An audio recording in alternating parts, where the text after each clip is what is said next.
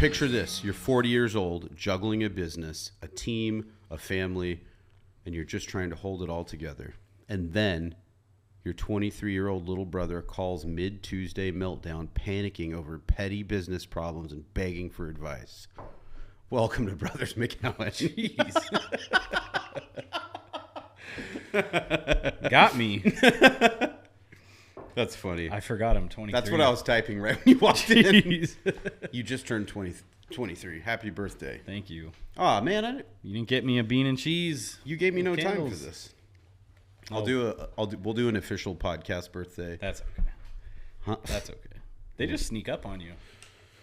Well, actually, didn't you gave me that after my birthday, after I got back. Did right? I? Yeah. I think you were I think you were gone. Yeah. I don't know.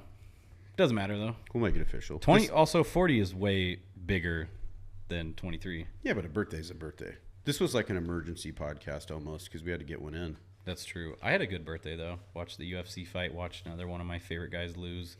Yeah, man. They're all getting knocked off. I don't think every time I want someone to win, they don't win. Yeah, that's been happening quite a bit. But that's just the cycle. That's just the nature of the beast. Probably because by the time you love a guy, he's like a vet and he's been around and of course, he's already getting you've already established like this fake relationship. Yeah. where you love them and they don't care about you. Yeah. There's a real legitimate like depression though when your UFC fighter loses. Yeah, I feel worse when a UFC fighter loses that I like than if my team loses the Super Bowl. Oh, big time. Yeah. I don't know why. I feel like, well, you're more connected with them. There's a little more of a personal story. A team is like, you just know the team's journey, but you don't know the individual's journey. And UFC does a good job of getting you really hooked on that person's experience and their rise and where they came from. Like, can you imagine if the NFL did like the embedded videos or hype? I mean, I guess they do for certain teams at certain points, but not just the embedded, but what's it called? The cold open? Yeah. Right before the fight? Yeah. And they give you that like 10 or 15 minute. Those things are so good. They are. They're so good. Their media team is fantastic. They do such a good job. If you miss all of that, like all of the hype up into the fight, and you just go, I'm just going to watch the fight because I know there's a fight, and you can catch that before the fight, you're invested. And you have an idea of who you want to win, even if you didn't know anybody. They do a real good job. They do. I love UFC. Me UFC too. over NFL. I like the NFL too, but I've been watching that with Brian since I think we looked it up. I want to say it was like UFC 30 something. dude, that's when Rogan had hair. Well, we were watching it since Tank Abbott. Yeah. Ooh, Shamrock. Speaking of that, I went to Hendo's for the first time. Have you gone to Hendo's yet? I did. We went. I didn't really eat a lot, but I did. I met Christopher and Mom and a couple over there. Their food's pretty good. What I had. Their chairs are excellent. Right. I was about to say their chairs. They're cool. so nice. You're like. I don't know how to explain it, but you're They're laid big boy back and they're chairs. big dog chairs. Yeah. And then, did you go check out the patio and the patio furniture? Yeah, the patio So nice. furniture is like king size beds. They as did picnic tables. Yeah, they did such a good job on Yeah. the vibe, the look, and then the comfort of it too. A lot of places have really nice, a good look and a good vibe, and then you sit and it's like the chair's squeezing your little hips. That's And if you're over 150 pounds, you can't can't sit in their chairs. We went for Charlie's birthday. Happy birthday, Charlie! He just turned 21. That's a big one. Big one. We went to Hendo's, got him some drinks, some dinner. It was fun. It was a good time. It's a good spot. I want to go watch a fight there or something.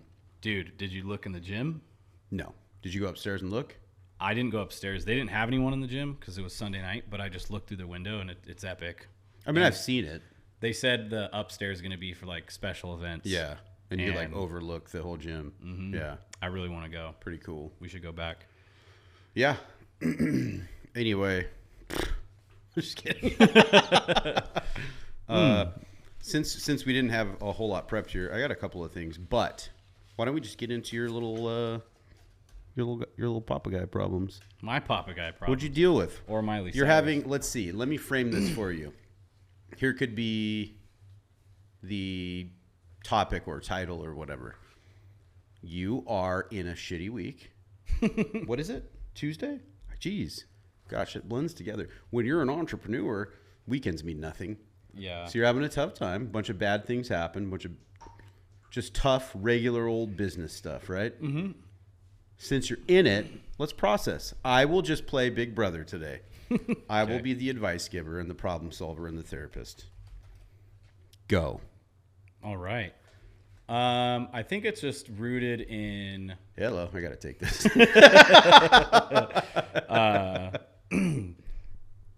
I don't know, too fast of decision making, or just new things happening fast and just figuring it out. I mean, I don't really want to spill all the beans. Yeah, you don't have to spill the beans, but we could just use. Let's see. So you have a main account. You have a whole team built around that main account. Mm-hmm. So I wouldn't say you're overloaded with that, but it consumes everybody's days just right. Maybe. Is that fair to say? Yeah. And everything's being adjusted right now as we take on more opportunities and all these. Well, let's back it up a little bit. You have a team built around the account that you have, which is substantial. It's big and it's a lot of work. Mm-hmm. And then you have dreams and aspirations to be bigger and have X amount of those types of accounts, multiples. Mm-hmm. Then one or two starts creeping in and you're starting to prepare for that. Mm-hmm. Then what happens? Just haven't been there before. It's been a while since I've been in I've been in small uncomfortable situations, but not one like this. And on the outside looking in, I love it because I know there's like so much growth to come from it, no matter the result. Yeah. But we're just being stress tested right now. That's all. And today, there's nothing hellacious happening. It's a Tuesday, man. Tuesdays are always the hardest days. I don't know why. Would you say it's a lot of little things that just add up? I would say it's a lot of little things. Yeah. I'd also say if I just have a lot of work, it's just perspective. Like one thing could go wrong that on a scale of 1 to 10 of how wrong it is, it's like a 3. But the fact that I'm already carrying like a truckload of weight or responsibilities, that 10, 3 20, feels 30 like of a those. 30. Yep. Yeah, and there's just a lot of that going on. And then I have a lot of like self-pressure outside of work, just about like myself. And like obviously health, relationships, there's all kinds of other things. And I'm a guy that no matter how much weight something holds, it just takes bandwidth in my mind, and something could be positive or negative, and I just feel the units of bandwidth being taken. And an example is like last year before we moved home, Morgan and I, in the matter of 60 days, they went to this massive business retreat, which was a really big deal. It was like the really large deal financially and just responsibility, and a lot of opportunities came from it. We're also moving 1,000 miles and getting a new rental house, and then we're also getting married. And then she was graduating, just all this stuff. And it's like not a single one of those things is negative at all, but it's like just having those things in my mind takes up bandwidth. And there's like all these good things and then neutral things happening, and so just a lot of stuff on the mental, Yeah. So none of that's unique to you. Mm-mm. That's called being a business owner. Yeah. Work-life balance is a part of it. And what you're having, so you're having a regular life with regular life steps and things that happen. You built a business. It's successful. Then you get excited. You have more ambition. If I could do this, I could also do that. Being successful at a chunk of it makes you able to manifest and dream more of it. You get comfortable. You nailed whatever the first chunk of it was. You got the house. You got married. You had the baby. You had the move. You hired people. You got the office. Those keep going. None of that we're explaining right now is ever going to stop. Yeah. It's only going to pile on more and more and more. But the fun part is if you subtracted 1 or 2 of those things, the rest of that becomes easy, because it's a bunch of those on a scale from 1 to 10, a bunch of the 3s that add up and stress you out and peel your bandwidth away. Yep. So the 2 things that are making the 3s seem like an issue are the things you wanted. Yeah. And the things you wanted were expanding, scaling, pressure tested. Yeah. Give me more, give me more. Do you think you'd feel better or worse if those went away and you were back to the standard life, the one that you planned for? Oh, I'd feel worse. I used to, before, like when I was first starting Fifth Element, I used to talk to Morgan and about how frustrated I was because I like wanted things and wanted to feel progress. And I knew things take time, but what was frustrating me was that I couldn't feel progress because I wasn't doing anything. It was at the beginning. I didn't even have the business yet. Yep. And I always look back to that time and realize I was so much more unhappy and just in a bad point in life compared to now. And I'm like, I'll take this stress and opportunities every day. Because I might get these wrong. I'm in the micro. If I look at it in the macro, it's like, dude, that's exactly right. Abundance. That's the big point I was trying to make. There's so much great things happening. It's just that it's to boil it all down. It's just a Tuesday. It's just a Tuesday. It's just another Tuesday. Tuesday's the middle of the week. Everyone's just getting their stuff done, and I'm just in the slums of it. I think the other thing, and I'm no stranger to this because I've been doing it not for 30 years, but for 5 years now, is like I'm not sleeping right now because there's so much work. I'm not like freaking out and keeping myself up. Yeah. But I'm working all night, so I'm only sleeping a few hours every night. That's a part of the balance you have to find and figure out too. Yeah, which is like knowing you got to know when to fold them. Here's one of the and here's one of the biggest stresses is like one of the biggest stresses, and I'm glad we had that talk before the podcast, is the guilt of knowing the guilt of like doing what it takes, if that makes sense. And it's the because guilt, you know what is going to happen around you if you neglect other people and things. Yeah, because in my mind, no matter how stressed, tired, or not good feeling, or I don't feel very good, I am completely fine with sitting down and working 20 hours a day, nonstop, every day of the week for weeks on end. Yep. Because it's something I'm interested in. If I'm frustrated in the moment, Fifth Element as a whole, I love and am genuinely interested in it. The stress comes from, this is what it comes from. The stress comes from, of course, responsibilities, all that stuff, opportunities, but it's so much to do, and the amount of time it takes to do those things, they cannot be done in the amount of time that I have allotted. Right. Yeah. Given my new life with being a parent and that's the difference husband. Between success and not, though. You Yeah. figure out how to do it, either whether it's delegating, automating, or putting in the extra hours, or talk to your family and say, I have to do this. I'm going to be MIA for 12 days in a row, or this happens. But figuring out that and how to pull that off is the difference between success and not. So that's why it's not for everybody. Yeah, and that's what we're working through right now. Not to put my whole life online, but like Morgan's a champ. I mean, she wouldn't be here if she wasn't. We communicate often, and I've talked about that, and both recognize like this is just a season, and I think this is where our edge is, and why I've been able to do what I've been able to do in the past 5 years. Is like I recognize there's just seasons, and it will pass. And I've been in seasons where work's more slow, and I have all the time. And I've had seasons like this where it's just going to be crazy. And this season could be 30 days or it could be the next 10 years. Either way, it's just a season. And we just need to set up like in a business, set up the proper systems and processes, which is mainly communication. Yep. To get through that season. And when we come out of it, I'm not going to regret anything because all the things that will come from it, the opportunities, I don't know. I feel like it's just what you got to do, especially as a dad. Like I look at dad and just do what you got to do. There's a lot of hidden value in there too, if you pay attention the whole time. Yeah. So learning through that whole process is the key. Mm-hmm. And that's something I wish I knew earlier because I would have been further faster.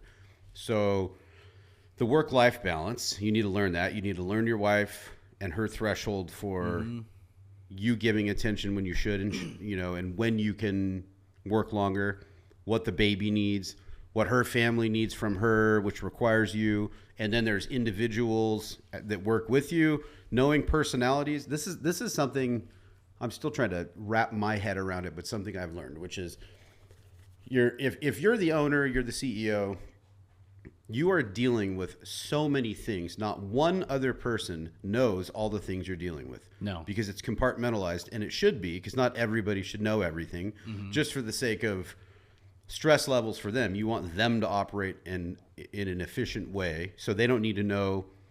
Like, my analogy for me would be, one job could be going terribly and I'm losing money on it, and then I'm dealing with that, and then 30 seconds later I'm jumping on a call for a brand new job where none of that is relevant to them, and I'm not taking my emotions from this to that call. Yep. Nor am I mixing the energy from dealing with a bad subcontractor on this job and a new one on this job. Yep. But if you take that and apply it everywhere, you have your home life, you have your health, your own sleep, you have your baby, your wife, your brothers, your blah, blah, blah, blah, blah. And then in business, you have all of your different employees who are all different people with all different senses of humor. Is that how you say that? I don't even know if that makes sense.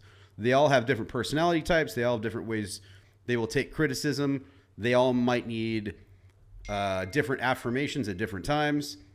You have financial problems with one client, but maybe not another. There's all these different levels. Each one of those moments is a opportunity to take notes. Yeah. Because how you deal with all of that can get faster and more efficient in the future. You can recognize patterns of people or your family, or how you deal with problems and money stuff, whatever it is. You can learn all along the way, which makes dealing with all of that more efficient, which means you now have more bandwidth to double and triple that whole load of problems in the future while expanding. And then all of that exponentially grows, so you can handle more faster. So whatever you think you can handle right now, times it by 10 in like 2 years, because that will be the new bar for you saying this is just a number 3 problem. Yep. Yeah. And I think I do you got to throw that thing on Do Not Disturb. That's me? That's you that whole time. What the? It is on Do Not Disturb. I thought that was you. I was like, No. you rude SOB. Nope. It's literally on Do Not Disturb. Yeah. I just turned the volume off. Okay. Anyway, problems. I think I'm gonna cancel this out. I have a great outlook on all of it too, because I just recognize when stuff sucks, I just go, okay, this sucks, but I never say this sucks, I want to give up. I might complain, and the tiny little complaints like everybody does, but I'm like, this sucks, head down, just go through it. Sometimes you're walking with ankle weights on, or you're just like going through sludge, but you just keep on going. And I always remind myself too that everything I'm doing right now in my life is exactly what I signed up for. To a T, I signed up for it, and I'm in control of every single thing that happens to me, I believe. If you could boil what you're explaining down into a problem, what would it be? Like, meaning frustration. You're frustrated. I think you're out of bandwidth. What do you think the bottleneck is? Knowledge, time, efficiency? I'm going to give a 2-part answer. The first part, I would say it's time, but a smart man knows that it's not time, because everybody in the world gets the same amount of time, and certain people are more successful than others, which means it feels like it's time, and I wish I had 100 hours in the day, but it's not time. It's just experience, and I think it's just setting up the proper systems in my own life, I was gonna take a note. Let me. Okay, pen back here. It feels like it's time. Like everything. The biggest stress is that. Well, okay, let's stay on time. Stay on time until I get a pen, so I don't lose it. And so I'll keep telling you about time. It feels like time, because the reason I get stressed is literally, God, I don't have enough time to do this. Right. Every time I don't have enough time to complete this task. I don't have time to send these emails. I don't have time to make sure everyone's paying on time. I don't have enough time. How am I going to fit in this? Or I need to go home and eat dinner with my family, or I need to pick this up, or I need to go do this. And it's always a root source of time, which means it's not time. I'm out of bandwidth, but we can't get more of time. And like I said, it's better systems, experience, knowledge. I need to improve Right. by literally sucking. That's the other thing that I think I have a really great outlook on is I recognize that I think I read it a few episodes ago. It's like you ask God to be strong, he's going to give you challenges. Right.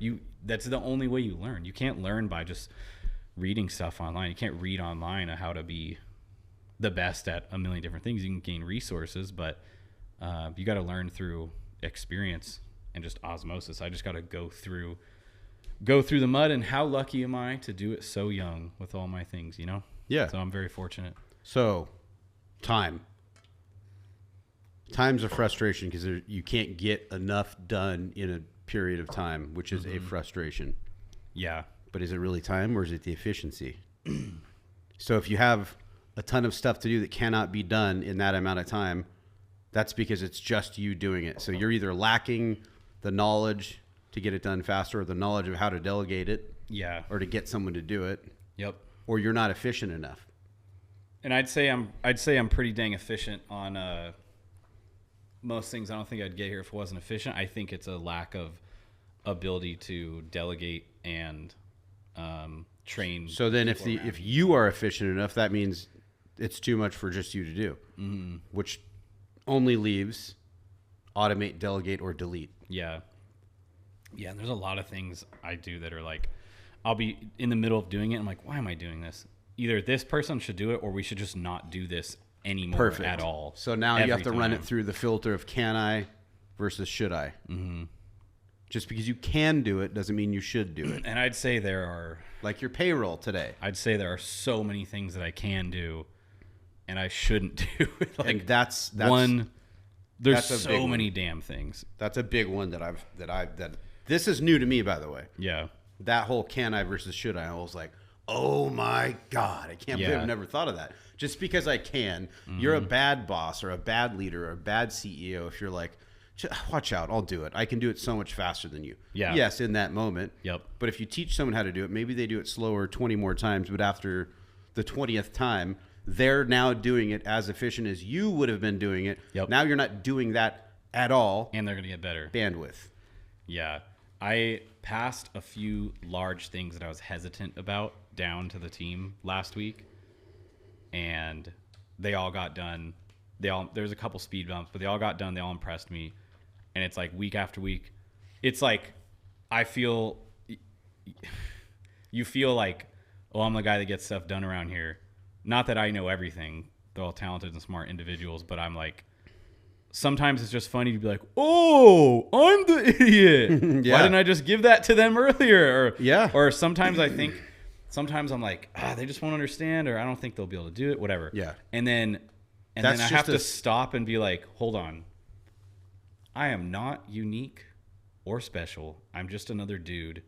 And if I figured it out, they can probably figure it out, because they're also like well-rounded humans. Especially if you're just giving them a laser-focused group of tasks. Yeah. Your skill set, if you fast forward any chunk of time, I don't know what the chunk of time would be, but if you fast forward, your skill set is going to be overseeing all the different departments, not doing any of them, and then coming up with the vision and continuing the mission to keep bringing it in to give to the people that are good at it. And they can't get good at it until you delegate it and give them the freedom to fuck it up. Yeah. And the best way to build a team or a person, you have to get, well, one, there's a filtering process. You have to have a good hiring process to get somebody in there good. Once you've hired them, it's your job to give them the tools and the info of how to do the thing. It's also your job to step aside to give them the room to screw it up, because then you are going to learn how to watch out for those things and then correct those things and develop them. And then the next time you do that, that will become quicker, because you could also say, by the way, when people do this, here's a few things that come up, so let's watch out for those. Now you just cut down that time. So even hiring and training becomes more efficient. And you can't be a good leader until you give someone, for lack of a better phrase, a long leash to go screw it up. One of my biggest frustrations ever is that I always work specifically, get in my own damn way, and I recognize myself doing it after, and I'm like, what am I doing? It's autopilot. That's tough and scary. That's why you bounce things off of other people, which is new to me, by the way, as well. But getting a outside perspective, and you can do this yourself, by the way. I just read the book that I just finished for my assignment for my consulting was Decisive. You should read that too. This one's long. It took me a while. But I actually wrote a couple of key points. I brought my book report. We don't need to go through this whole thing because it'll eat up a lot, but a lot of it's relevant to this. But their RAP framework. I'll rattle some of these off. Widen your options, and then I'll explain. Reality test your assumptions. Attain distance before deciding. This is a big one and applies to what we're talking about. Prepare to be wrong. So they have this spotlight analogy when you're making decisions, and this kind of plays into it too. But when we humans make decisions, you are measuring information that you've brought in, but your spotlight is very small. It's like, should I buy the black shoes or the white shoes? And you're just looking at the black and the white. But if you zoom out, there's like, you could say there's black and whites and all these different brands, or you could say all these different brands also have all these different colors. Look at all of that first. Wait, maybe I don't want black or white. Maybe I want black and red. So you widen the spotlight before you make a decision. That's one small thing. But the distance part, I think, applies to what we were talking about. And this, they have a 10-10-10 rule.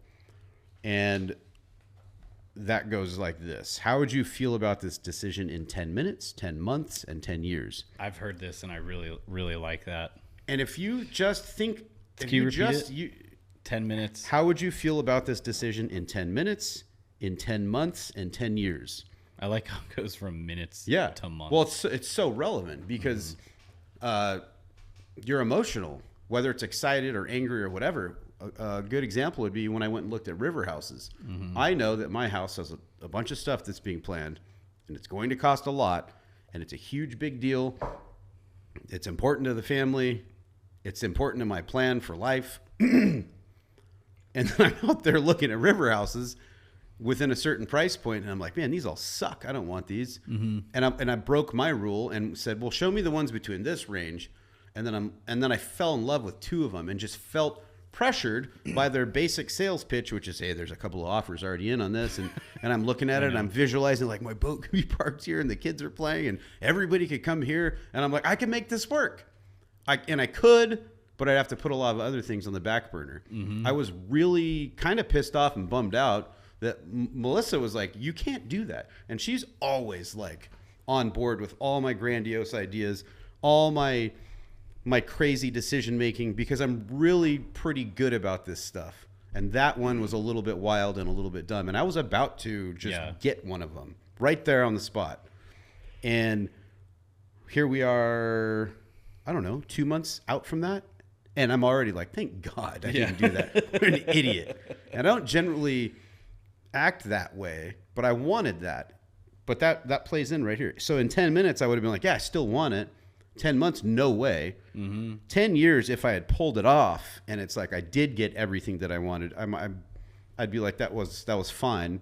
But I wouldn't be, if in 10 years I looked back and said, I bought the river house and then put my home on hold for 4 more years. Yeah. What that would have done to my family life would have been real bad. Yep.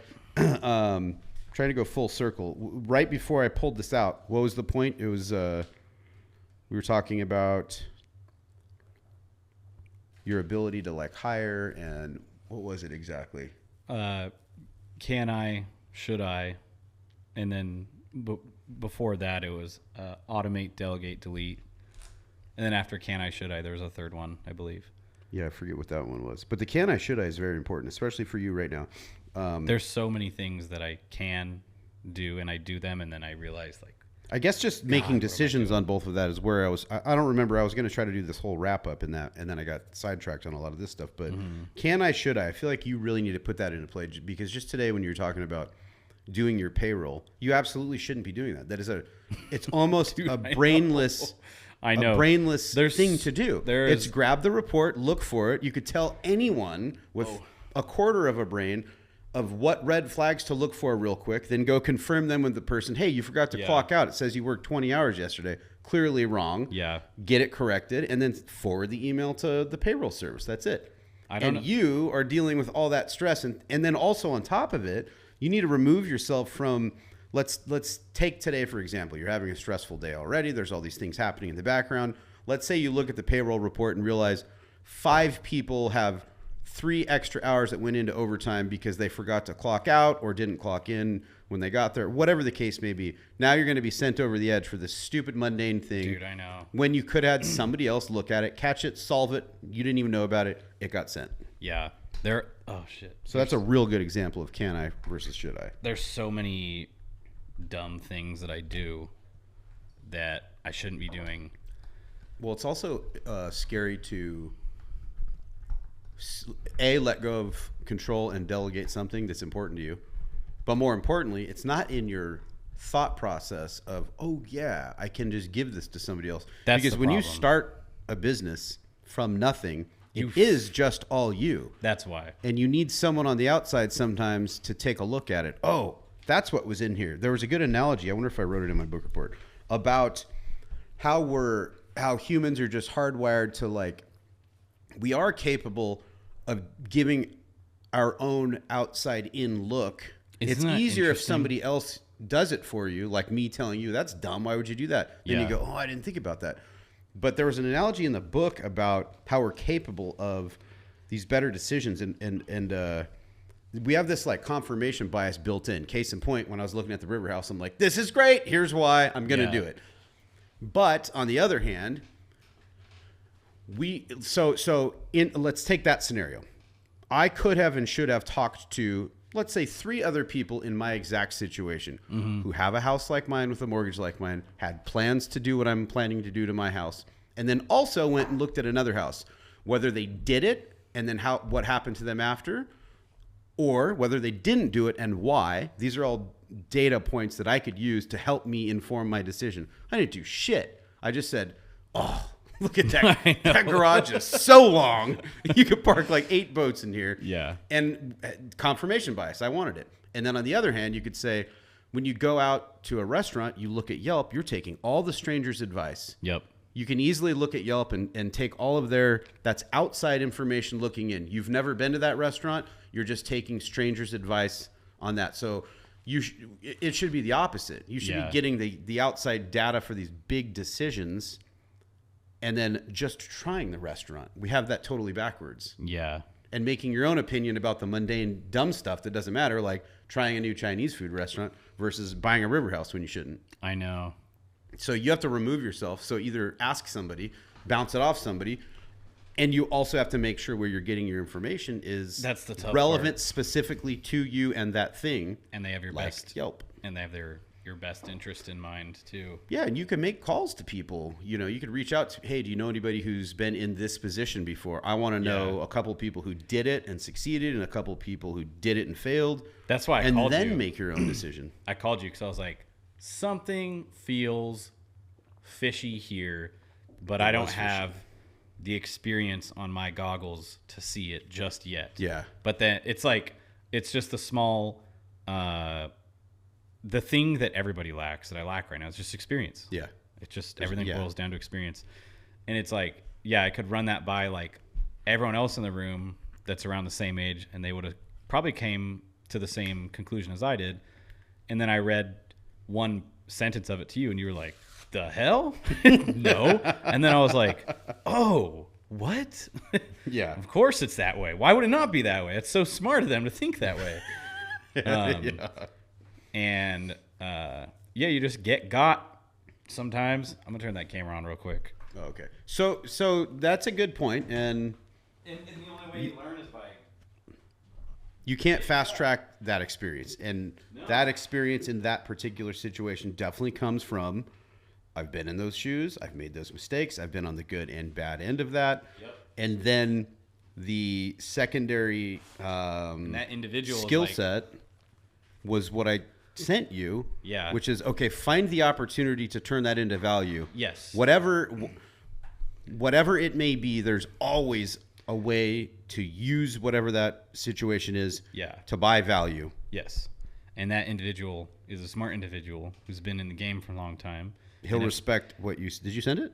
I did. Did you get a response yet? No. Okay. Yeah. And if I was in those shoes, probably would have done the same thing, because it's like 100%. why would I not? Yeah, that's just the game. That's business. That's what's so cool about the game is you bought credibility regardless of what the message is when it comes back. Yeah. You may not get a face value like, attaboy, yeah, good catch. no, yeah, no, not at all. But yeah, I There's no way promise to get one of those. it'll be good. What's so cool about the game is, like, if you think of a video game, everyone's at different levels. I'm sound all nerdy here. Most games have rank-based matchmaking, meaning Yes. a level 1 is never going to mix it up with a level 100. Yeah, and you are. Yeah. And what's cool about the game of business is, although it can be rare, at any given moment, a level 10 can mix it up with a level 1,000. Yes. And even if the interaction doesn't go well, mixing it up with someone like that doesn't just bump you up to level 11. Like, you can skip levels. You definitely can. And I you would just roll the dice. Oh, the best way to put it, how Hormozy says it. He's like, you're rolling the dice on a lot of things. But the difference in gambling, like sports betting or gambling, is you're not multiplying by 2x, 5x, 10x. Every time you take a risk, the upside is infinite. Yeah. Your upside on a decision that took you 10 seconds to make, or 10 years, $10 or $10 million, could be infinite. Your upside can literally be 10,000x off of a single interaction or email. And he's like, so why would you not go for it? Because the downside is not infinite. You're not infinitely going to lose. Right. Your upside's infinite, and your downside is like correct. -1. I would even argue, if that goes the way I think it would, there's also a lot of missing information I don't have. Or their motives, by the way, which I'll tell you about in a second in your game analogy with 10 and 1,000. Well, I'll also preface by saying all interactions I've ever done, not just in this scenario, have been out of a good place, and I've never done a single thing negative. So, yeah, like that alone, this is such a minute little thing, but that alone goes to show, like, nothing bad's going to happen to this. It's just a silly, sticky 24-hour thing. Well, you already know what the worst case scenario is. Your investment dies. That's it. And it's whatever. And that is whatever. And then out of that, you get the knowledge, you get the experience. You're one notch higher in experience to deal with those situations. What I was going to say, though, is you say it's not often that the level 1,000 in your game analogy deals with a level 10.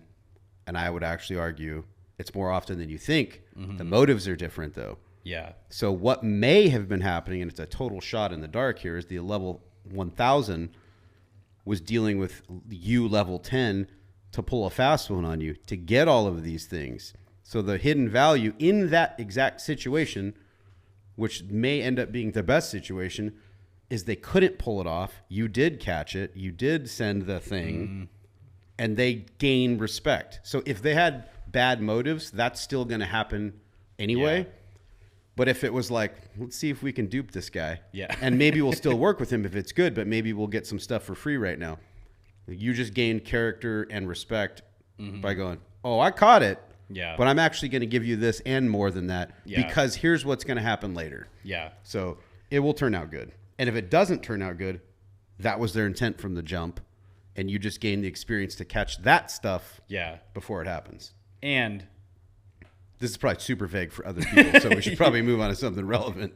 The last thing I'd say is, and in addition to all of this, the outcome that all parties are looking for has nothing to do with how we treat each other over an email interaction. Absolutely. It's something else that I have 100% control of. So it's like, is it that big deal than any? It's just deliver time. It just costs you a little more upfront cost, and now it's time to deliver. It's even more of the reason to deliver, and you could use that with your team. Be like, hey, we're X amount of dollars in the hole, which is way worse than I thought we would be for this giant opportunity. So it's on all of you too. Yeah. Yep. Yep. Miley Cyrus. All right. Let me see if there's any other good points in here, because that book was really good. I kind of need to go back through it again. I want to anyway. Patrick was right. He's like, oh, you're going to love this book. He assigns books based on kind of like what you're processing, going through or whatever, or you could tell he's like reading people's personality types, and he's like, you should probably read this. And that's what this was. Yeah. It wasn't relevant, I don't think, to what we were talking about that month. And he's like, you need this. If you were at Patrick's level, would you do coaching like he does, or would you just enjoy? I certainly don't mind helping people. I don't know. I wouldn't rule it out. I think he's so good at it, and they're so passionate at that as a service. It's a gigantic moneymaker for them. So there's that motivation too. I guess it depends. I don't know. I don't know that I could be a good teacher, to be honest with you. I don't know that I could be a good consultant. You don't know that, though. I mean... Well, that's what I just said. I know. I don't know. Dude, I was kind of a consultant last week on like Friday. I think I can when you ask me stuff, I sometimes just spill out good info. Yeah. But I've never compiled the information, and if you told me to write a book about consulting right now, I'd have nothing to say at all. It has to be relevant and specific and in the moment. So I don't know. And another good analogy for that would be, I'm pretty good at guitar. I learned on my own. Yeah. But if someone asked me to teach them, I got nothing. I can't be a guitar teacher. Well, you just got to learn how to be a teacher. Take some time. Well, okay. So, and I don't want to in that regard. But like, if you said, teach me how to play Enter Sandman, or teach me how to play whatever, any song, I would learn the song, and then I could show you how to play the song, but I can't teach you how to play guitar or the basics or the fundamentals because I don't have them. Same thing with business. I didn't read any books or like go to school for anything. I was like, I'm going to do this. When I played guitar, it was, I want to learn how to play one and Master of Puppets right now. And then you go research it, and they're like, well, you got to learn how to read music and play notes, and you're going to start here. I'm like, no. I'm just going to learn how to play Master of Puppets. Yeah. And then I did. Yeah. And then from there, I'm like, okay, now I want to learn how to play that. Then I said, well, I'll just write my own music. It's way easier. Yeah. And then got pretty good at that. Same exact thing with business. I didn't ask anyone anything. I just said, I want to do that. And then I did it. Mm-hmm. Is it efficient? Probably not. Did I do everything right? Definitely not. Is it working? Yes. Definitely yes. So case in point, I don't know that I could be a consultant. I would help anyone that needs help, but I don't think I would be a good enough. I don't think I would be good if people just came to me and that was my job. Oh, well, yeah. It would take, he's obviously, and he's been doing this for years, and this is your first time kind of being like mentored in this way. The first time period. Yeah. And he's probably been mentored multiple times, and you learn how to receive that, and then you learn how to give it. I think all learning and teaching is, they're obviously, it's like a two-way street. Teaching is doing everything in reverse of learning almost, but it's just like recognizing patterns and systems. Yeah. Then teaching those patterns and systems. And that sounds vague, but everything boils down to just like learning the system or learning the pattern behind, whether it's playing guitar, business, relationship, time management. Like, it's just teach how to use the tools, and then you take and you use those tools in your own way. But yeah, very much so. And there is a value to sharing and, I guess, consulting and teaching people around you, because it kind of solidifies what you've learned. So I enjoy. I kind of consulted someone on Friday. That's good.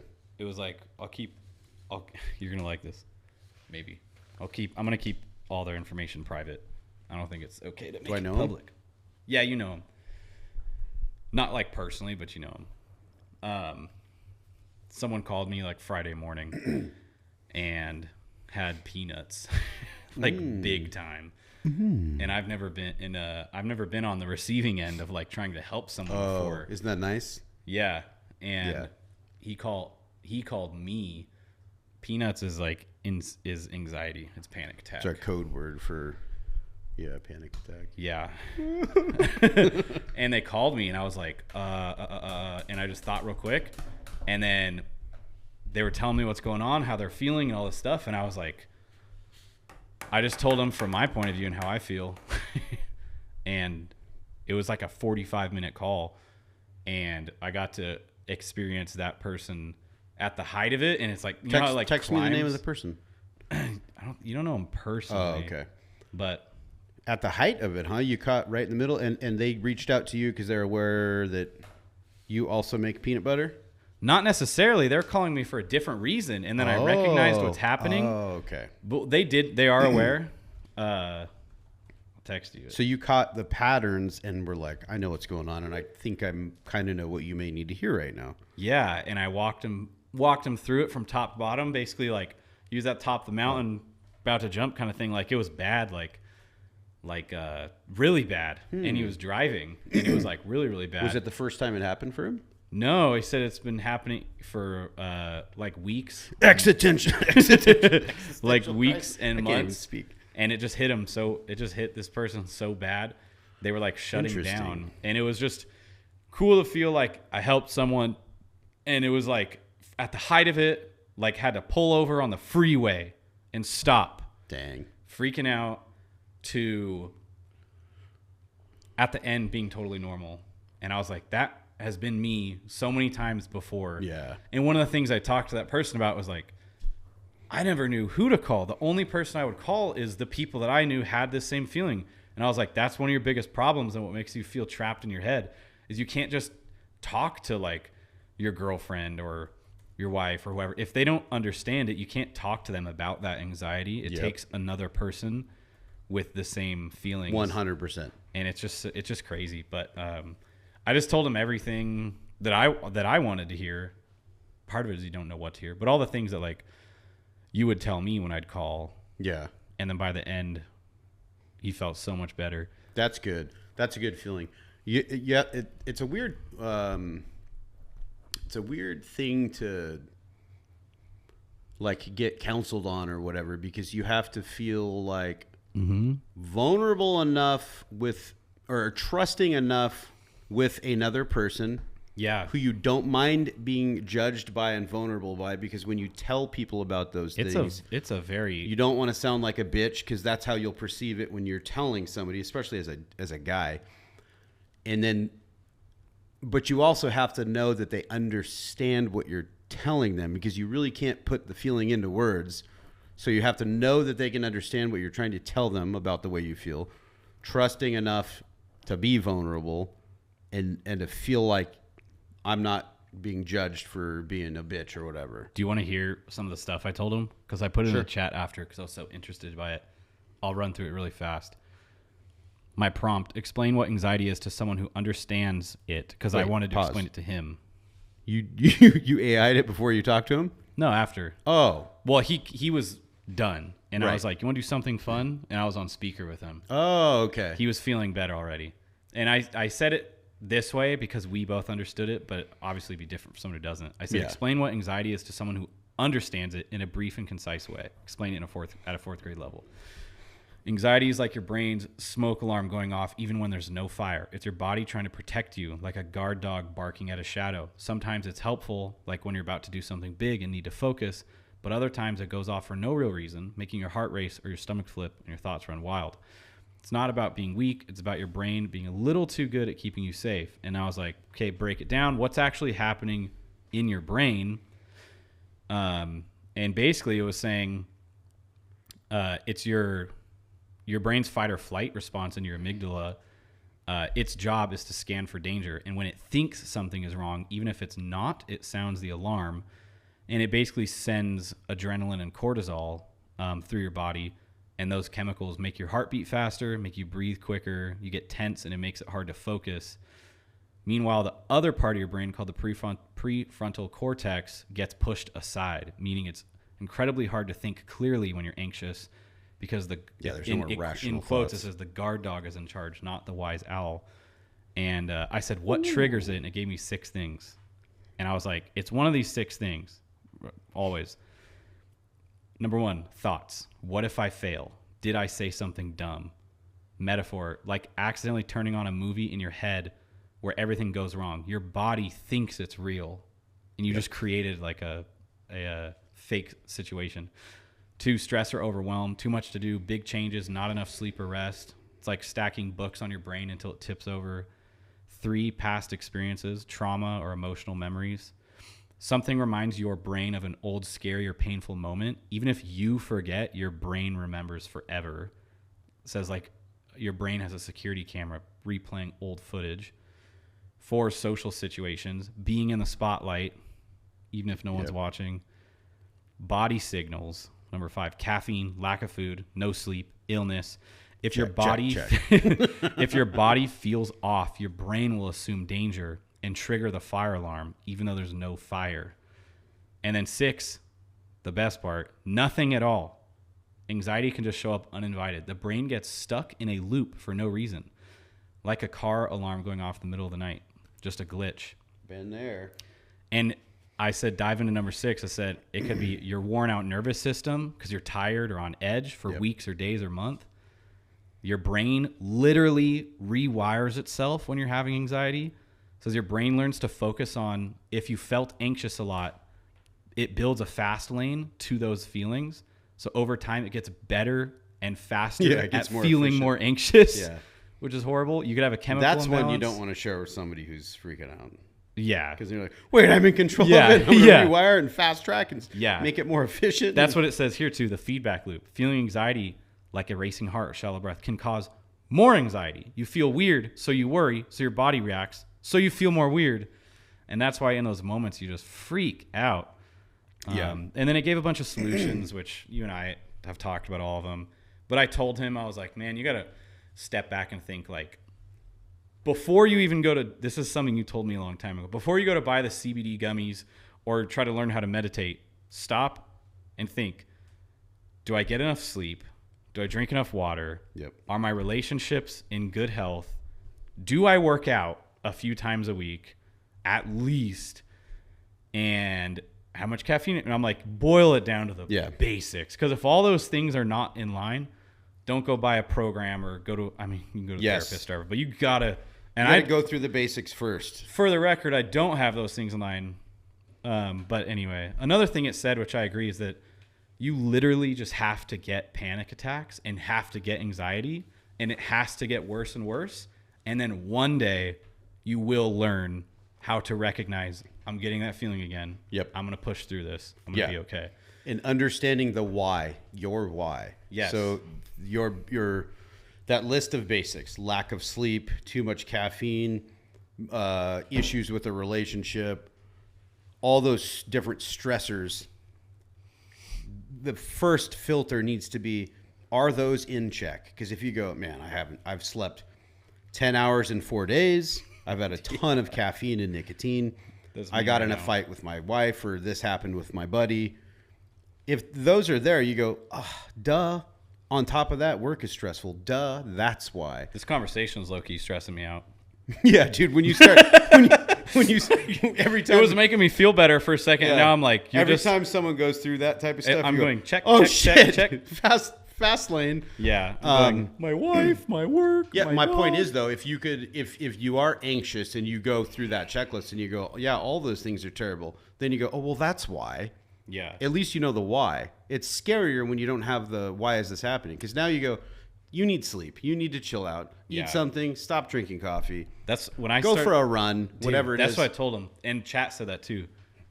You can actually run it out of your system. 1,000,000%. That used to be my go-to was I'm dropping what I'm doing. And I often did it barefoot because it hurt.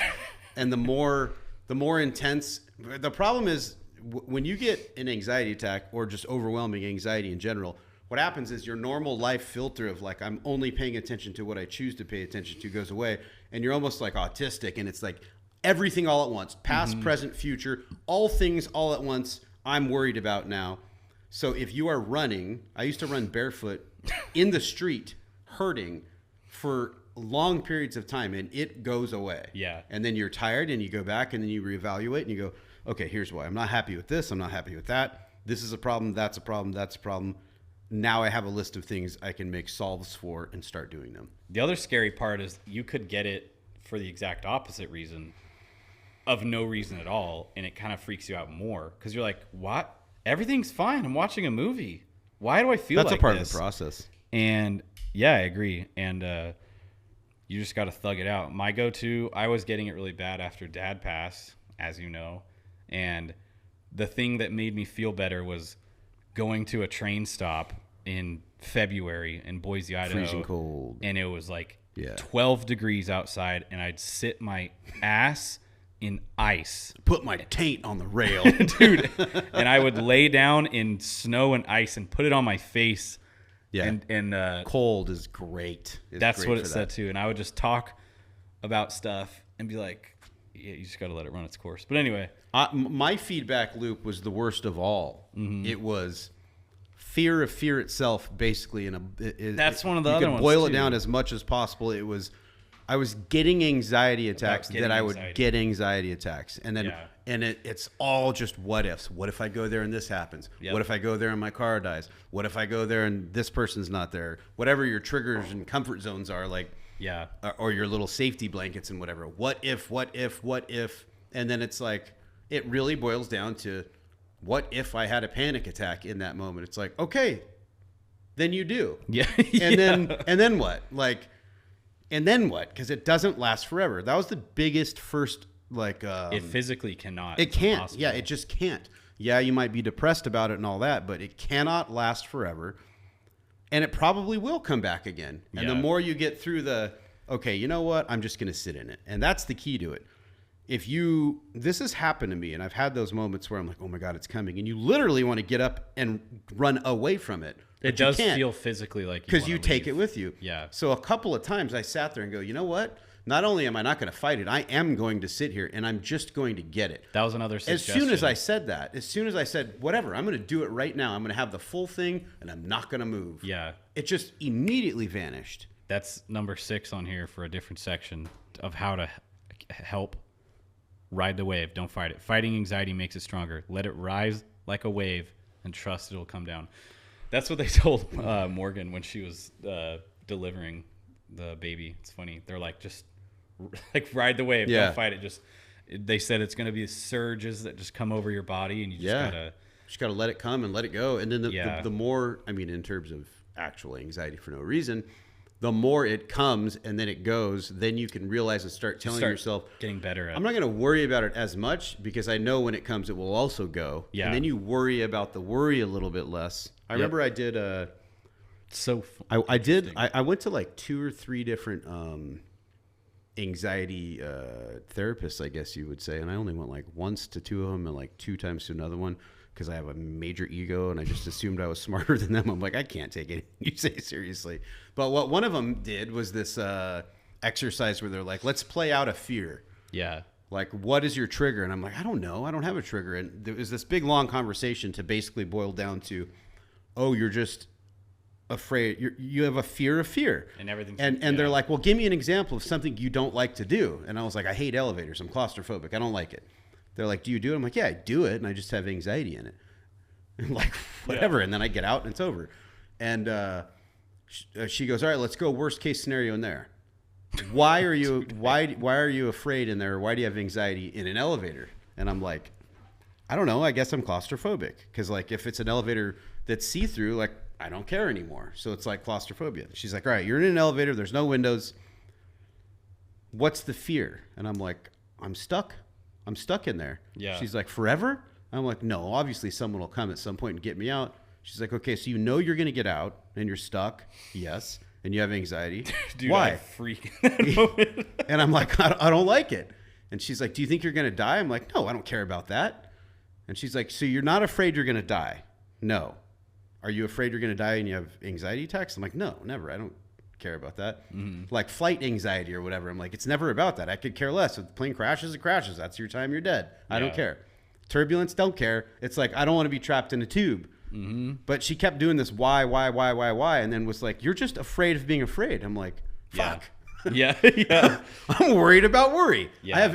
I'm anxious about anxiety. And I'm like, how stupid and irrational is that? Yep. So then when you're not in anxiety, if you can go through thinking about it and go, I'm a super logical, rational person for the most part. Mm-hmm. That is the most illogical, dumb shit ever. I'm only afraid of the fear itself. None of the situations actually matter because the end goal or the end problem in any of those situations, whether it's a plane or an elevator or spiders or whatever anybody's afraid of, normally ends with like, oh, I don't want to die. I don't want the plane to crash. I don't want the elevator to drop and plunge and kill me, or I don't want to suffocate, or I don't want the spider to bite me and kill me. I don't have any of that. I could care less about any of that. It's like, oh, I just don't want to be afraid to be afraid. Isn't it crazy and interesting that you can like our brains are capable of stepping outside of themselves? Does that make sense? The consciousness. Yeah, like it's very you can weird. step out of your own simulation, your own thing, and view your stuff from a different, like 100 different angles. I was just talking about this. I was just talking about this to someone else before I came here, and then when I walked in to get the cameras ready, I was just thinking about, isn't it cool how you can like have thoughts outside of thoughts, fully detached? Like you can go 3D, 4D, 5D on your own life perspective, just so many different ways. And it's like, that's why everything, we're just getting so vague, but it's true. Everything just boils down to perspective. And I just made the switch that I am deciding that from this exact moment on, I'm just like, man, how great is it that all these things are happening to me at work? I'm getting so much better. It's an abundance of opportunity, and there's going to be so many great things that come out of it, not just also making more money. And I need to drive home and be like, dang, I actually live in a pretty damn good neighborhood. Yeah. I have this is where the gratitude comes in. And I need to stop and be like, you need to do I do it probably. I'm going to come home and eat the shit out of this Chinese food that Morgan got for us. Don't go off the deep end and be extra fat. No, but you should have like alarms set or little things that trigger you to have moments of gratitude, and try to list as many things you're grateful for and try to make them different every time you do it. One of the girls in our office, shout out Madison, every day asks everyone, she like makes everyone stop what they're doing and say, what are you grateful for? And you can't repeat answers. It has to be different every day. And it's always a good, very powerful. It's a good 60 seconds of reflection, and everyone comes up with some good stuff. Sometimes people are like Chipotle, and then the other time they're like, doesn't matter what it is. The other time are like, it's just like, yeah, it's just great things. Having all of your limbs, Chipotle, or a family, or here's another good example of one that I say sometimes. Your dad died. For real though. You could be negative and say, I'm not grateful because my dad died early. That sucks. What I say is, I'm grateful for the time that I spent with him and everything that I learned from him that is still guiding me today, because I still think of him like, damn. Like, dude, I remember when he said this, and it just became a lesson right now, and he's not even here, and I'm like, that's valuable. So even saying I'm grateful for the time that I had with him is a thing I'm grateful for. 100%. I was thinking about him a lot today, actually, on the way to work. Queer. Just kidding. I was thinking about him a lot on the way to work, and then it was like sad stuff. Dude, but like random stuff triggers it. And like, I was really tired this morning because I didn't sleep last night. So on the way, you ever do this? Driving to work, you know when you drive, you're not sitting up, although you're kind of sitting up. Like your head never touches the headrest when you're driving. Oh yeah, because you got to look at your mirrors and stuff. If you put your if you put your head in your headrest. Have you ever done that? Yeah, but you know, so dangerous. You know who does that? Who? Dad. When he was tired, he would drive. He would move his mirrors and drive like He's this. also a big old man. He's a big dude though, yeah, right? He fills that thing up. Well, the whole way to work, I was like, I'm tired. Put my head back like this, and I drove the whole way to work from my driveway to the office. So dangerous, your periphery's just gone. Because I moved the mirrors, so I had everything. I was like, oh, I could see everything. Moved all three mirrors. Did you move your seat up a little bit? No, I can crank my head rest like this, so I'm not like this. Yeah. But I'm like this. Oh, I'm sore. Perfect. Anyway, I did that. I got on the freeway, and I'm like, not even off of the on-ramp. I'm still merging onto the freeway, and I went, son of a bitch, Dad used to do this when he was tired. And then I was like, he still went to work. And I just had this slew of thoughts, all the things he did. Yeah. And was like, man, that's what he meant when he said these things. And that's what he felt like when he woke up every day. And that, like, now when I wake up, the baby's still sleeping in her room because she's not even 2 months old, or she's just 2 months old. And I'll be like, oh, I have to do this. Whoops, our thing just went off. But I'll look at it and be like, oh, I have to do this. Oh, yeah. I better get up because She's counting on it. She's counting on it. I'll even look at our dog and be like, and she's counting on it. I better get up and do this. But I just think of the things he says and like how it makes me feel, or you're just infinite learning from all of it, and it's just crazy. There's just life is so like cyclical and like full circle and like it's a treat. It's a gift. Yeah, it's such all the little nuances and lessons and wisdom and lack of wisdom, and it's just sometimes it's a game I like playing. Oh, I love it. Sometimes to some people this might sound weird, but I don't think it's weird at all. Sometimes I just like box all of my little stresses and problems and issues and put it in this tiny little box. And I don't do it often, but you're probably gonna get what I'm saying. Just take all those things, and a lot of it's work stress. I have no like personal stress other than I'm fat and need to be healthier. Like our family's awesome. Yeah. My wife's family's awesome. That other stuff should stress you out. Being fat, that bothers me. Continue. I'm just messing. But like I take all the things that bother me and put it in a little box and set it on the shelf and look at it, and I'm like, what is in there? And then I'm like, oh, it's just like emails about stuff. Yeah. It's none of, and then I look around and I'm like, everything's pretty damn great, and I just need to do that more often. I just don't reflect often. Yeah, I'm just like, I was going to say this a while ago, and to your macro micro. Well, let me give you more analogy. context real quick though. I don't reflect often, but I am present in the family events or the great things. But but I go like this, and I think this is the bad part. My work brain. If there's a family event at 3 p.m., I am in work brain. I still think about work when I'm there, whatever. But like I'm work brain till 2:59 and go hard into like family brain or fun brain or Why whatever. Why is that bad? I don't ever set the time to stop and like look at the tiny box on the shelf more often. And I just need to do that once a week to get the perspective of like, everything's all right. I'm supposed to do this stuff. It's supposed to be hard. You know, just step back a little. The anxiety, the stress, the on all the time, all the different things we just talked about that other people could view as you're a workaholic or you stress too much or you blah, blah, blah, blah, blah, fill in the blanks, all that stuff is what makes you good at what you do. Yeah. They're all little superpowers. You just have to balance it out to not harm any of the other relationships around you. So what I was going to say was the micro macro vantage point. Staying in the micro makes everything run well and allows you to grow. Mm-hmm. Going too much of that means you're oblivious to being grateful. Yep. The macro which is the vantage point of, wow, this is pretty good. Look how far I've come. Look what I have. Look how everybody's fed and taken care of. That's great. But you'll get too cozy if you stay in that one too long. You need to be micro 99% of the time and have your little 1% moments where you're grateful. Yeah. You put your little tiny box on the shelf. You enjoy yourself for the 3-hour thing.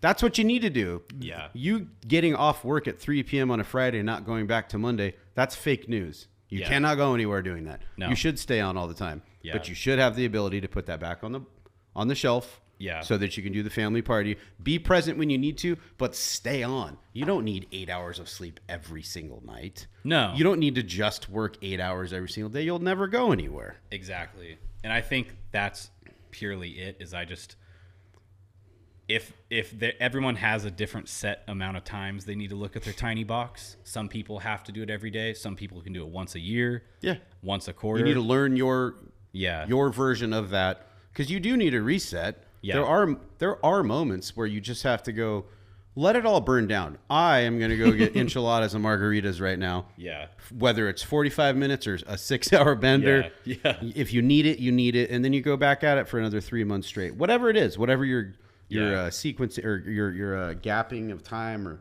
whatever the hell the analogy for that would be, figure out what you need. But I definitely think a daily practice of little mini triggers that stop you in your tracks for you to say what you're grateful for is key. And the point of that is you're not always feeling grateful. Mm-hmm. And you're not always aware of how good you have it. Yeah, even down to where you live, when you live, who your family is. There's so many layers to like things that you could run down the list of obvious things you're grateful for. And if you continue the practice of, I'm not going to repeat those, You have to keep trying to think of stuff, which makes you more aware of these different things that you should be grateful for that you're not even aware you should be grateful for. Yeah. And that puts you in a good place. Yep, it does. I have an affirmation I'd read every morning, and I haven't read it in a while, and my coach made me read it on Friday or Thursday last week. He's like, how do you feel? And I'm like, I feel like invigorated. Like, you just plugged me in. I just got to read it once, maybe twice, and it's like, I'm back. Yeah. And I just need that perspective, and I've just been in grind mode, which I love. I don't need a 10-day vacation. Of course, it's amazing. I just need a margarita and enchilada. Yeah, I just need the tiny little perspective, and yeah, everything's fine. I just gotta like just look at the little tiny box. That's my new thing. Throw that tiny box on the shelf and forward progress. Those dumb old cliches like just be 1% better than yourself yesterday, dude. Don't compare yourself to everybody else, just to you. Impress yourself. Be proud of yourself. Yeah. Do it all for you. And my thing, too, is I'm constantly comparing myself to people that are, like, ahead of me, which is a superpower, one of my advantages. And I do everything for me at the end of the day. But, yeah, I'm super impressed with where I am. I didn't think I'd be like this, and I'm exactly where I want to be. Yeah. Like, I do a lot of... Pull knowledge and inspiration from people you want to be like, the people above you, rather than comparing yourself to them. Something I do often too is I look at where I'm at and I go, where would a person like me that have accomplished what I have at this age, where would they be when they're 40 or 50? So you don't even think about that stuff. Don't even compare yourself to what the average 23-year-old I'll think about it in a positive way, and I'll go, damn, okay. Which is cool, but that could also limit you and make you chill out. So the same thing don't compare yourself to the juggernauts ahead of you. Just pull inspiration and knowledge and wisdom to help you be more efficient at your thing. Also, don't look back and take your foot off the gas because you know what other 23-year-olds are doing for the most part. Don't do either of those. Never. Yeah. Compare yourself to you. I definitely don't take my foot off the gas ever, even on a freaking Sunday, ever. Not even if there's a fire. I'm not going to call him Dad. Ever. It's going good. That's such an awkward blank silence. Yeah. It's going good. I do have a little more. Speaking of anxiety, I'm on my 14th black coffee. I had a cup of coffee, a Red Bull. Cup of coffee in the big time. And now I had some of your go-go juice. Filters are terrible. Some of your go-go juice. Your coffee's good, but gets you. I made that one brutal. I almost got. I might have got today. I've been doing the tappy under the desk all day. Dude, I was working with my feet going. Today I've been working in terms of being productive and like doing stuff. When I worked at home, I used to go through these phases of like, I can't focus right now. And I'd be like on Instagram for 20 minutes. I'm like, what am I doing? That never happens anymore because I work at the office where everyone else is working. 100% productives. So I haven't had a moment like that. Productives. Today, it's plural. There's multiple productivities going at the same time. Today I had one of those moments where I was like, just felt like a sack of poop. And I got so tired. And I was like, why am I tired? And then I thought, we only slept a few hours. But I was like, dude. So I just like played on Instagram for 20 minutes. I was like, this isn't going anywhere. Oh, dude. I got up. That makes you feel like Dude, it makes you feel like caca. You're like such a loser. Yeah, even if I'm in the middle of the day doing crazy things at work, which there's crazy great things happening, it makes you feel gross. So I was like, nope, cutting it out. Yeah, they're AirPods in. Grabbed an energy drink. No time for that. None. Every single time something like that comes up, I get so pissed off. I'm like, why am I doing this? I'm like, I have this book to read, all this homework to do for the consulting, all these things I could be doing for actual work tasks, and then also the like dream weaving, business development, all the fun, grandiose ideas. That is a part of it. So like, when I get burnt out on one end, I'm like, well, let me go into the part where I get to imagine what we could be and then how you could get there. Because that's a part of the whole thing. That's what I did. I stopped. The scrolling, dude. Ugh. Not good for you. I stopped, AirPods in. I'm going to dive. Grabbed a Red Bull out of the mini fridge. Sunglasses on, went outside, and I walked around the center. Hell yeah. And just played. An outdoor walk is where it's at. Played some man music. Listened to some Black Label Society while touching really pretty leaves at the Armstrong Garden Center. Yeah. I walked around. Did you go in there? Yeah. That's a nice place to walk. Really nice. I walked all around there and was like so tired, and I was just like, and then I was like, sometimes I tend to garden.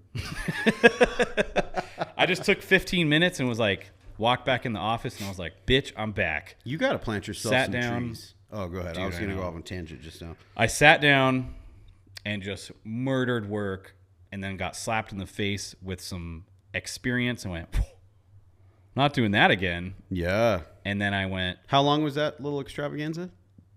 15, 20 minutes. Boom. That's all you need. And you could have burnt that with a blink of an eye. 15 minutes on dumb Instagram. Yeah, dude. Yeah. I definitely sent some memes before that. So the whole thing was like, I was on Instagram for 20 minutes. I was like, what am I doing? Yeah. Phone down, AirPods in, took a strut, came back. That's good.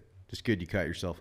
Looking at plants and stuff, so nice. So at my property, I planted those. Well, I have a bunch of trees, but I planted the 16 Schumer oak trees. Yeah. I can't tell you how. What is the word? Like I'm in love with my trees. Yeah. So gratifying, and it's such a nice thing. They got planted, and I get to watch them grow. I think we're coming up on 2 years since I've had them. Did it during marathon This will be training. the second fall I get to see them turn color again.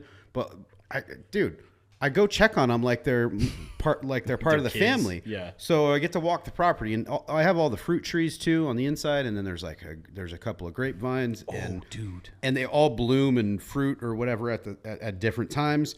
But just walking outside to check on my trees and touch them and make sure they're alive, make sure the sprinklers are working, and what fruits there are, what my crop yield is. Dude, it's so fun. I love it. Speaking of trees, I need to show you something. Crop yield. I'm finding it. The day that everything kicked off with these new... You want to close this out with some real reviews? Bring us down with some humor? Let me show you something. Also... I lost it. What happened? Hey, did you know the big, beautiful bill passed? The only thing I'm thinking about is other things. Look at this. I had to pull it up. I had to lock in for this. I wanted to get your take on that, but I'm going to close this out. My wife texted me this. Is this at your house? The day that everything kicked off with these new partners and everything started. Pop it on the screen. What are you doing? She said... Can't you do picture-in-picture? Look, a new branch sprouted on your money tree. A brand new little Amen. Branch. And I was like, it's great things. And we had a conversation about how great it was. And it hasn't grown in a while. It's been pretty static. Literally, the money tree hasn't moved very much. Let me ask you. Went in there, got a whole new little branch. It's a new avenue of money. New stuff. Yep. Pro tip, prefaced with a question. Mm-hmm. How many money trees do you have? I only have one. I don't have enough. I got two. I need to put them in. I bought two. I bought two. Okay. That's stupid. I literally bought two though because Mom got me one when I moved here, and someone in my office killed it. It bummed me out. And what's crazy is, right at the time it was dying, a lot of problems were happening. Dude, yeah. And I'm like, I have got to revive this thing. And I looked at it, the roots, blah, blah, blah, blah. I did some research. It was dead. There was no bringing it back. Do you water your own money tree? Yes. I don't water mine. Morgan waters it for me. I should water it. I wish someone would water my tree. Anyway, so I bought two. I bought one. There's some symbolism there. I should probably water my own tree. I don't know that. Well, okay, maybe. But I bought two. One that was a little more matured and bigger and like a lot of branches. I'm like, this replaces the other one, which is a symbol of me correcting all the flaws and issues and getting shit back on track. And then I bought a baby one, a tiny little baby guy, because that's going to be the additional thing where it's like, all of your sources of income and things you're working on here, you're just going to take care of now, and it's going to thrive. And this is to make it significantly better and bigger, because there's going to be 2 now. Little baby guy. Yeah. Anyway, let's that probably sounded real stupid, but I did bring 2. I think anything we say is going to... I have this theory that there's someone out there listening that's like a... CIA operative. I was going to say like a psychiatrist or therapist that's probably like, man, these guys need help. But then, no. But then in our mind, we're like, not at all. Everything's going great. Isn't it cool how when Dad died, we just thugged that out, white knuckled, and we're like, poof. Yeah, it is cool. It really and is. I think we're totally fine. Yeah, I didn't mean that as a joke. Neither did I. I had so many people that were like, you should seriously, like the week or like 2 weeks in, then I was That's just the society we live in, where everybody wants to capitalize on stuff. And I think, first of all, literally everybody dies, and everybody's parent dies. Yeah. Most of them die while the kid is younger and still alive. So it's not unique. You mean older? You get it. Whatever, too much coffee. It's a big deal. It's probably, there's 2 of the worst people that could die in your life, and it's either one of your parents or one of your kids, right? So it's not unique, but having a family around you, not everybody gets to have that. So yeah, I don't think going to talk to a stranger about you losing your parent is anything more than them getting money from you. I feel, and grieving is like, you got to do it your own way. That's what I was going to say. Everybody does it in their own way. My plan is to snap 10 years down the road. Yeah.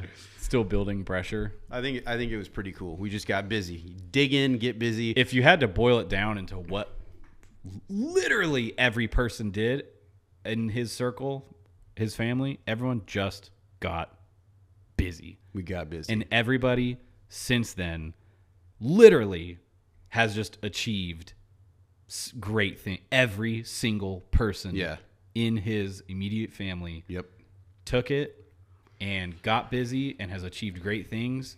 And I think that's a testament to him, what kind of person he was, because everyone internalized that in their own way, and everyone had this exact same output, which was, wow, I'm going to live like him and in his remembrance. Like, I'm going to do, everyone's doing great things like for him. I don't know how to articulate that, but you know what I mean. Yeah.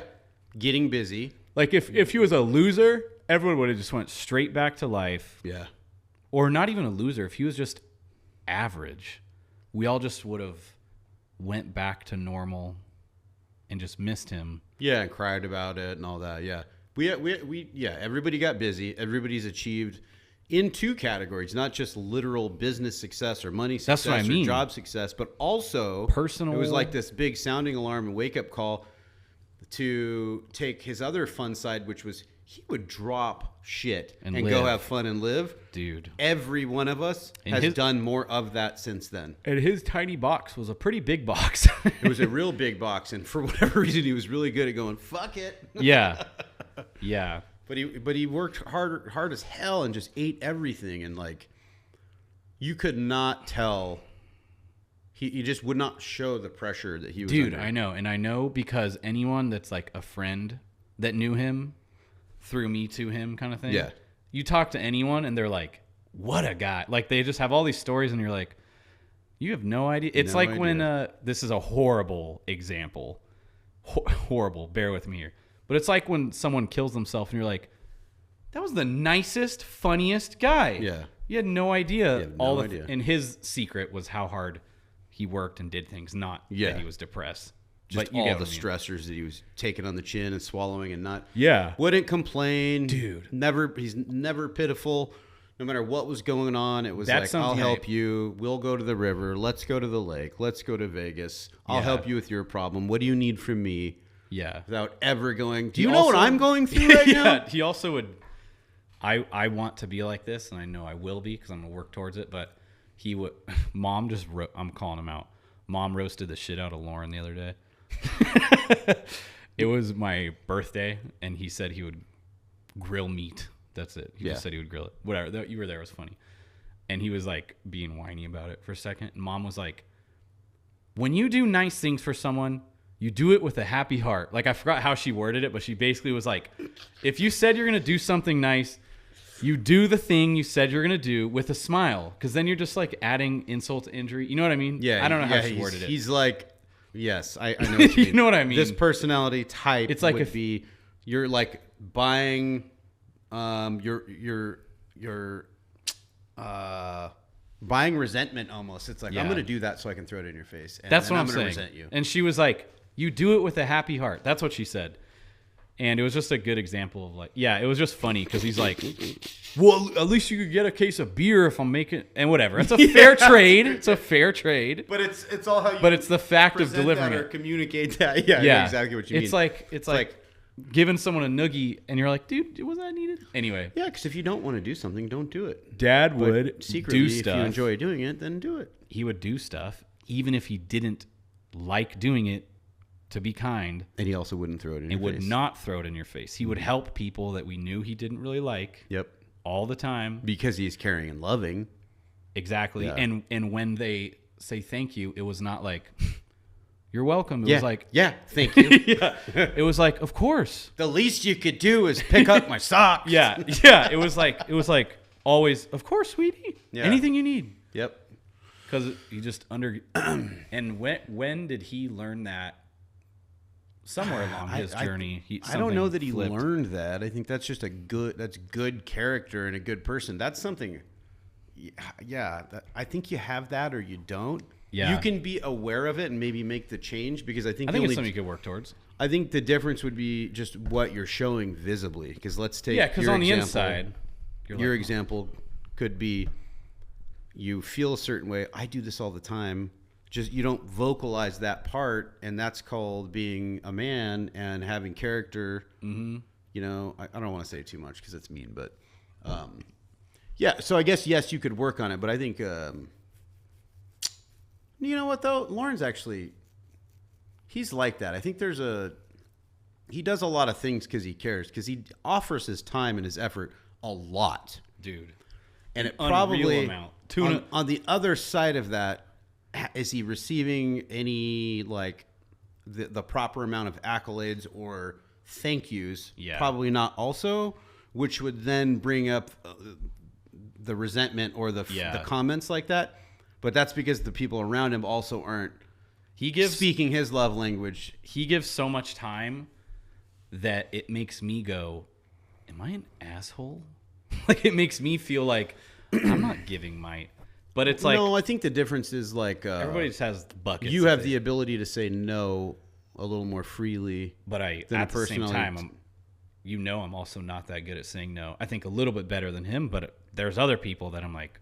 Okay, well, maybe not saying no specifically, but like, for example, if you were running on 3 hours sleep or something and someone said, hey, can you come drive an hour and help me move all my furniture into a place, you might be like, I totally would, but I am totally burnt right now. You would probably be honest in that scenario, and Lauren would kill himself to help you do the thing. Yeah. And then if you didn't properly thank him, and then to take it to the next level, Lauren would do it but go,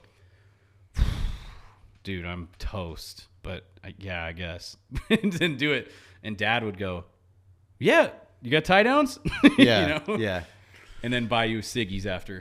I mean, I mean, if someone's going to, the most valuable thing you can give someone is your time. So you can't really. It's the root of all my problems. Yeah, you can't really. On the way over here, talk shit on someone who does the important part, which is giving the time. It is a little off-putting when you're like, I don't know if I want that to happen because then I'm going to hear about it. I'd rather just do it myself. Yeah. Yeah, it's a sticky wicket. On the way over here, I was driving and I was like, I got to get my brain organized for this podcast. And brain clutter. That was when we were talking about anxiety. Hold on. That was another one of the things I was going to say. You got to organize everything. Yeah. And I was trying to do that because I was like, I don't want to be a psycho on the podcast. I feel like I was crossing the intersection of Jefferson, whatever, crossing the intersection, and Crossing the I can visualize it. Had my hand on the steering wheel, and I went, God, I'm out of time all the time. How do I fix this? And then I said, my problem is time. And then we got on the pod, and you were like, what's your problem? And I said, it's time. And I said, well, everybody has the same amount of time, so it's really not time. I just got to organize efficiency. I've already had all those same exact thoughts, and that's how whatever. It's to me, because I do that same thing. I'm like, God, there's not enough time in the day. And I do that all the time, and I say that at home. There is enough time.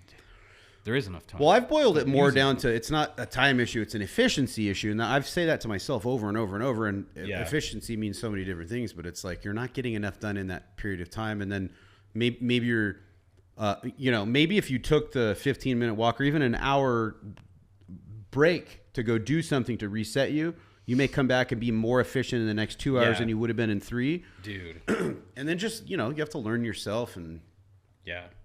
Let's rip some reels. I feel like we're getting into a real rant fest here. Let's rip our text. Oh. Okay. Will that work? I don't even know if it's a good one, by the way. That's all right. Did you already read it? Nope. We need some feedback. If somebody's listening to this all the way to the end, if you've listened to all of the other ones in their entirety, we do this thing where we say random shit back and forth. I need to know if people want us to keep doing that or not. I don't think... Because I'm starting to feel like it might be a dumb idea. Nah. It's funny, but... We get like 14 views an episode. Well, maybe we'll get 13 comments about this. I'll start it, and this is going to be tough because it's not color-coded. We'll it's just rip plain it. text. Okay. It's really small, too. All right. Got it.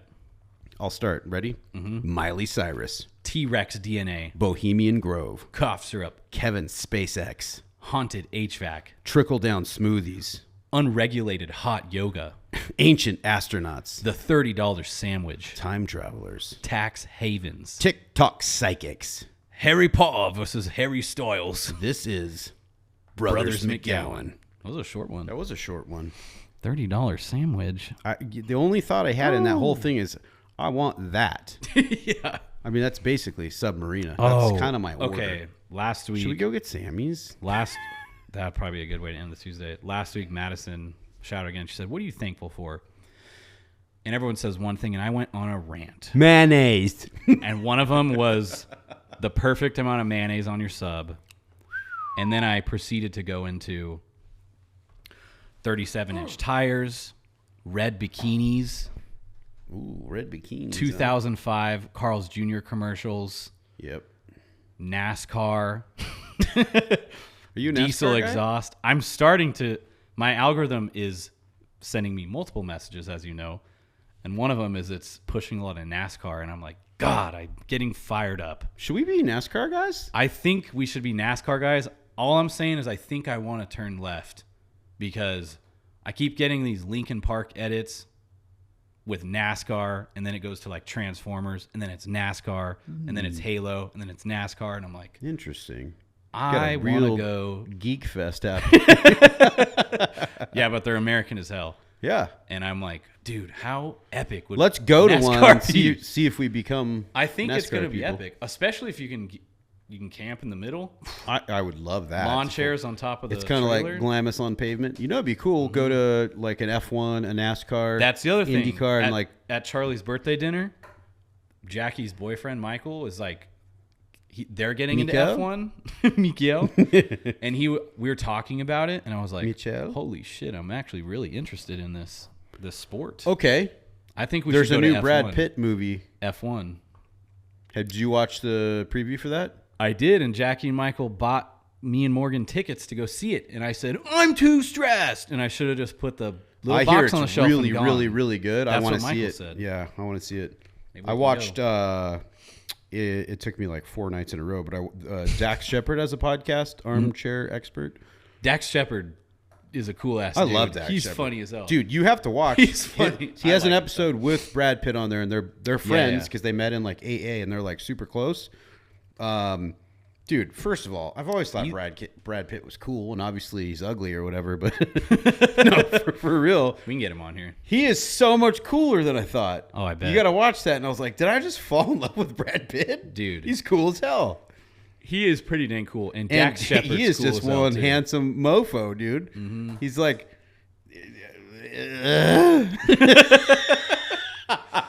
He makes You wanna getting get, flat tires cool.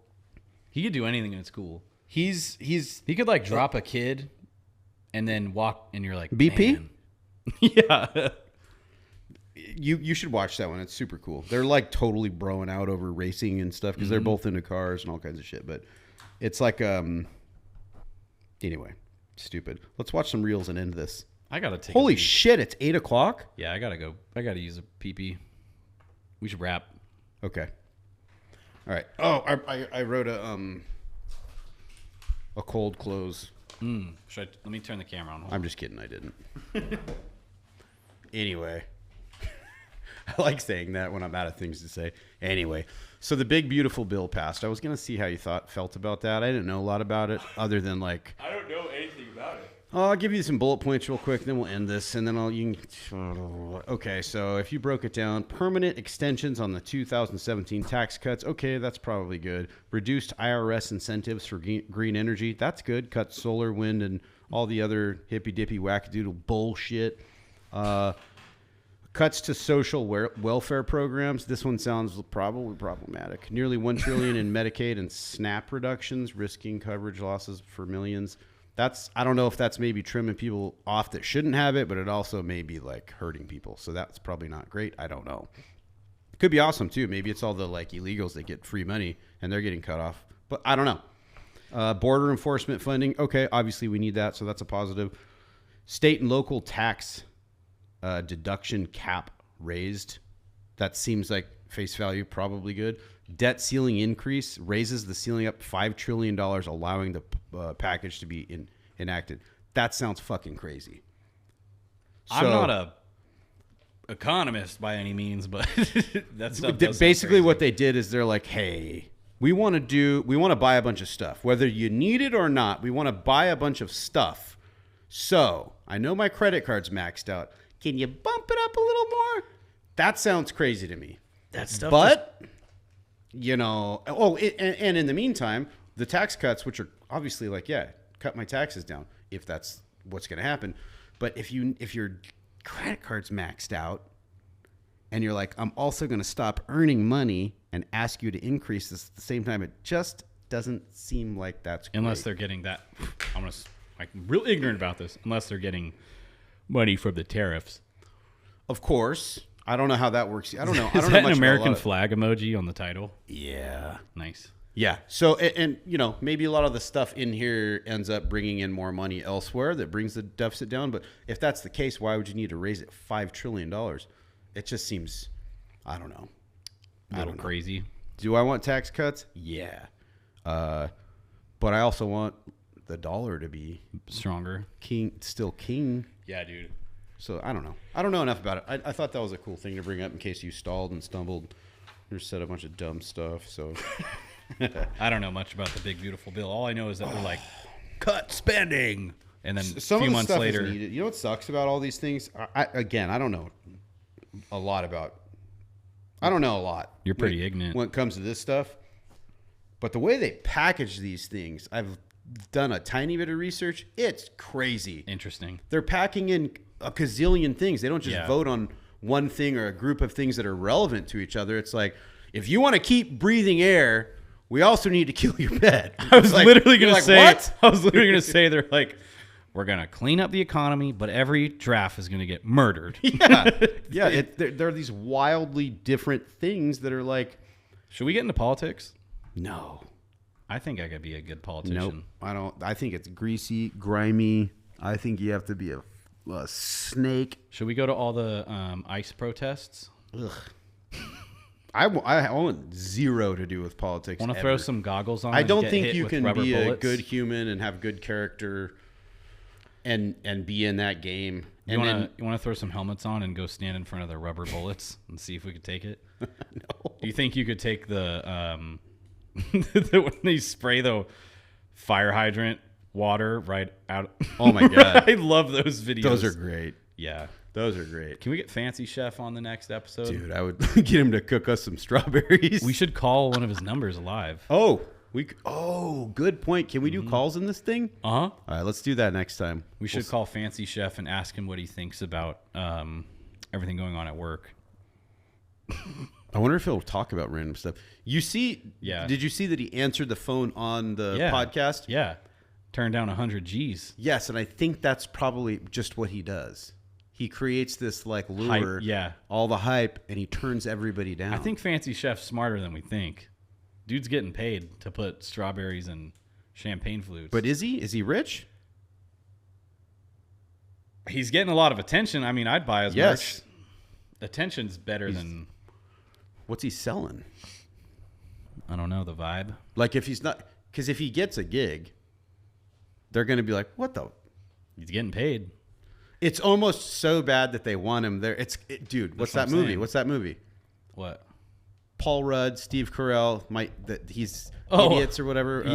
No. It's the one where he makes the freaking. They all have to go out and find an idiot. Yeah, he makes the tiny dolls, little taxidermy little dolls. Yeah. What is that with called? The mouses.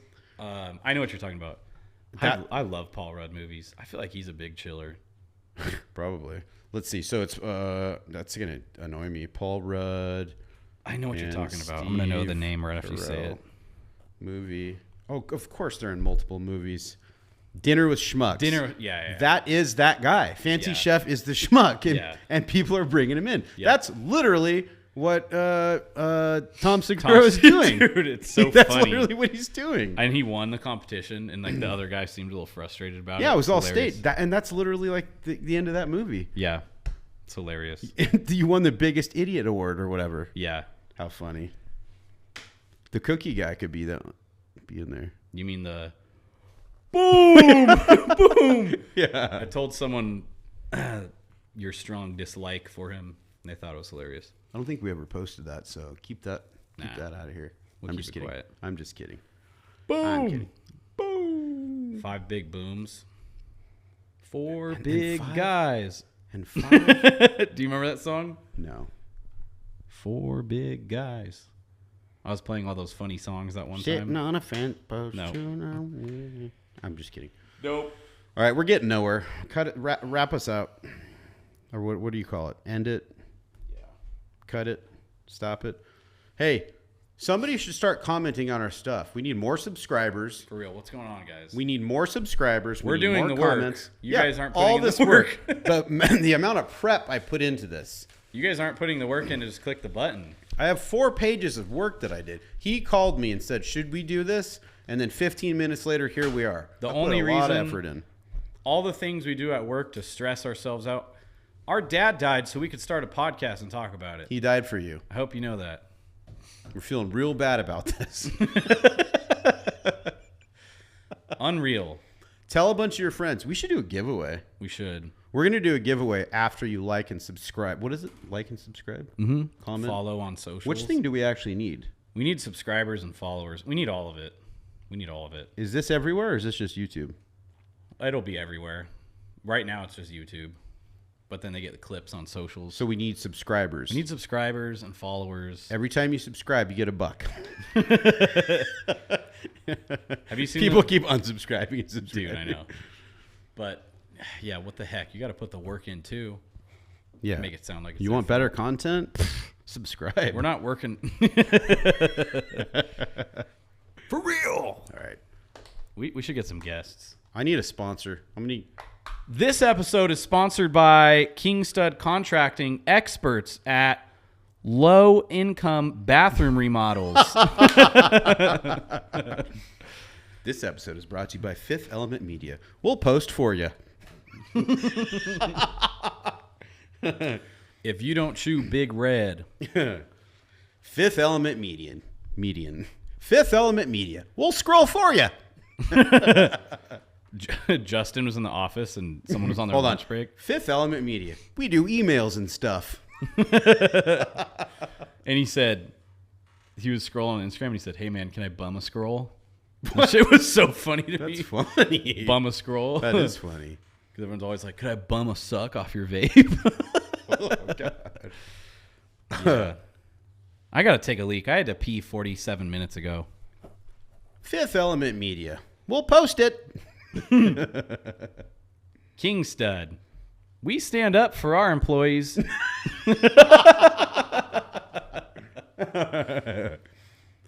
King Stud Contracting. Don't talk to me that way. I'll shut up. Keep going. Fifth Element Media. We'll like it for you. Ooh. King Stud. We do cock and stuff. Need your bathroom cocked? Caulked. Calked. King Stud. Change orders? We got him. Oh, my God. Fifth Element Media. ChatGPT. That's everyone. That's funny. All right. We got to go. I got to pee, too. Yeah. Pee, too. I got a pee-pee. All right. I got some mayonnaise with my name on it. I don't have to go anywhere. My family's gone. That's funny. I'm going home. I got a lot of prep to do for tomorrow. Though. Thanks for watching. Thanks for watching. Please tell all your friends. Please. If you want to be a guest or you have a guest, we have a guest chair. Can we turn the camera around? We can't.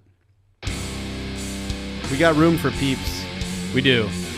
We need to bring some people in. There's a long list of people that we've already said that to. And by we, I mean you. We're being procrastinators. All right. Brought to you by King Stud Element and Fifth Contracting. We swing hammer emails. We're going to do $90 million in revenue this quarter. No, I can't make it to your birthday. That was funny. Oh, my dude shoes. They don't fit.